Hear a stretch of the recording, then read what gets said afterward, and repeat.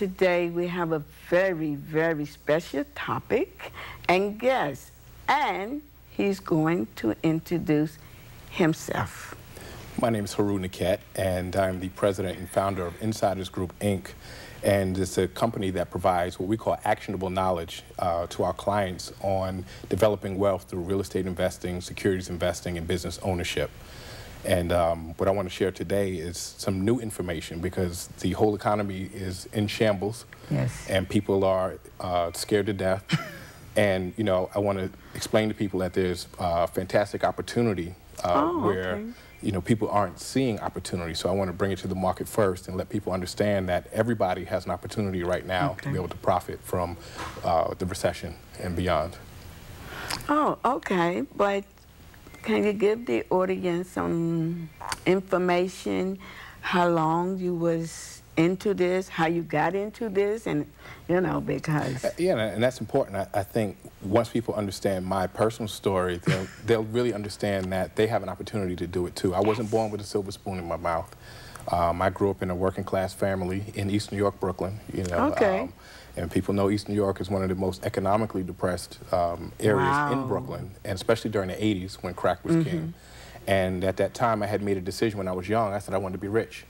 And, you know, like most young people, you know, I thought the only way to get rich was to be a performer or an athlete. And I don't entertain very well. I can't sing, I can't rap, I can't do those things. And so I put all my eggs into the football basket. Okay. And football was good for me. It got me through college. And my senior year, and I didn't go to the NFL. I was really kind of shocked. But I decided to take a different route, totally different than what I had expected. I became a teacher. I went back to school and became an educator. And I did that for 15 years, actually. But I still wanted to be rich. All that time in the back of my mind, I still wanted to be rich. And I felt I was doing a good thing giving back, but I wasn't doing a good thing for myself. Okay. And in year 13, I had actually made a decision that I was going to leave my job in 2 years. You know, I decided I was going to quit my job and get rich. And, you know, like most people, I didn't really have a clue how to do it. And I was an information junkie, so I went straight to the bookstore. Went to the bookstore and bought all the books on the shelf on finance and real estate and all these things. And unfortunately, nothing happened, you know. And I thought maybe it was me. I said, well, I don't read very fast, and, you know, I have to read the same thing over and over. So I figured, okay, well, maybe I'll do something a little different. I'll invest in the CDs. Because I figured I can listen to it when I work out, I can listen to it when I'm driving, and I'll put the headphones on when I sleep, and I'll wake up and the information will be there. And the CDs are a little more expensive, as you know, and unfortunately, nothing happened. Wow. And I said, okay, well, maybe it's me.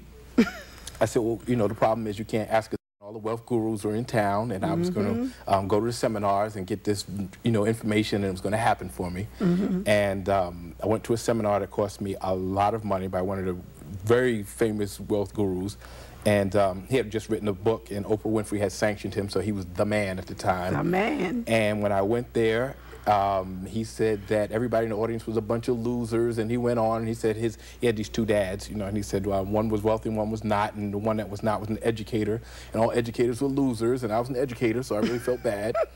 And, you know, he said something that was really interesting. He said if you had a few $1,000s worth of debt, it would take you like 5 years to get out of debt. Now, one thing I didn't explain to you, I had about $45,000 in debt, not including my mortgage. I had about $45,000 in debt at the time. So I did the math. I said, if I use what he's saying, I'll never get out of debt, and it's not going to work for me. But something hit me. You know, that day, the light bulb went off. I said, wow, this man's not smarter than me. And when I realized he's not smarter than me, I said, I'm not buying another book. I'm not buying another CD, and I'm not paying another $300 to get into a seminar. I went home and jumped on the internet, and I found all these wealth gurus, their contact information, and I wrote about 5 questions, asked them how they made money, and I emailed it to them, and it didn't cost me a dime. Okay. A lot of them responded. They said you had to invest in real estate, you had to invest in securities, and you had to be a business owner, not self-employed. Okay. And so I went on a mission. I said, I'm going to do this. And I was deathly afraid of real estate because I didn't have any money, and I thought it cost a lot of money. I tried a couple of different businesses that didn't quite work out, so I was fumbling around. And securities investing, I felt a little comfortable investing in mutual funds, and I started making a little bit of money doing that. And I tried a publishing company. That didn't work. I don't know what I was thinking. I figured I'd write a book and publish to everybody, but it didn't work. I'm a martial artist, so I opened a martial arts school. Made a little bit of money, but that wasn't really working either. But I started making a little bit of money. And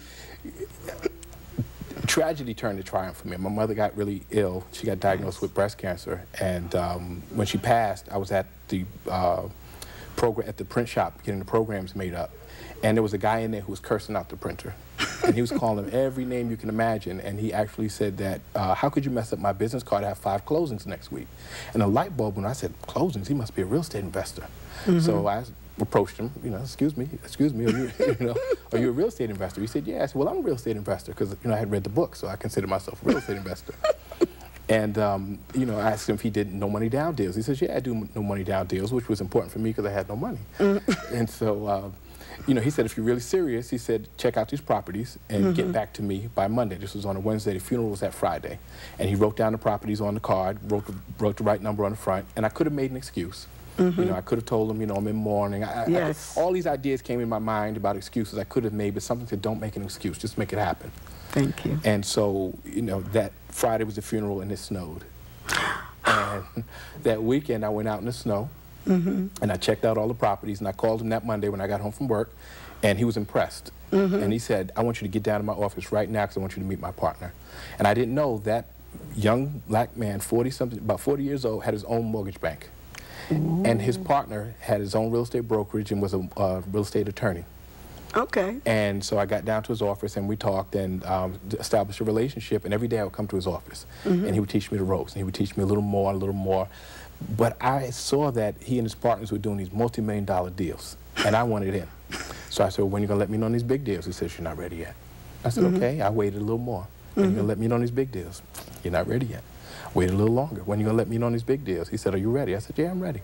He said, can you get $50,000 by Friday? This is a Monday, and I need that money by Friday. I looked him straight in the eyes, and I said, yeah, I can get $50,000. Had no clue where I was going to get that $50,000. Went home and went on a mission to try to figure out where I was going to get that money. I had $10,000 in savings. The mutual fund that I had started a while ago had made a significant amount of money, so I pulled $20,000 out of that, had $30,000 in 3 days. Still needed $20,000 in 2 days.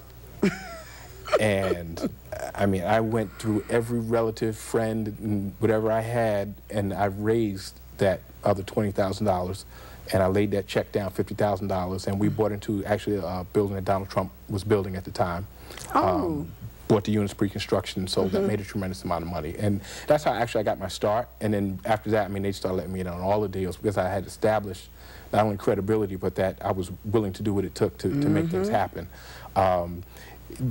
That was probably in December. By that June, I had my retirement party. So that June, I had my retirement party. And it was interesting because the attorney called me up when I was getting dressed for my retirement party, and he says, you need to come down to my office right now. I said, for what? He says, you have a closing right now, because I was working on another deal. First time ever, I said, no. He said, what do you mean no? I said, I'm going to my retirement party. He said, well, if you don't get down here right now, you're going to lose that deal, the no money down deal you were working on, the 4-story brownstone deal you were working on. I said, I'll be right there.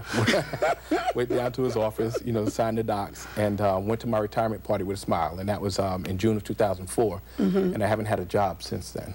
And so I've been able to not only do well for myself and my family, but I've been able to put together a company that teaches people who are in the same situation as me, people who want to make that transition from being, working hard every day to being what I call financially free. And so I've been on a mission to be able to bring that information to people. And I think right now it's really tough for people emotionally. Yes. During the boom times, it was easy. I mean, people came out, people wanted to learn. And as soon as the recession really hit hard, emotionally people just withdrew.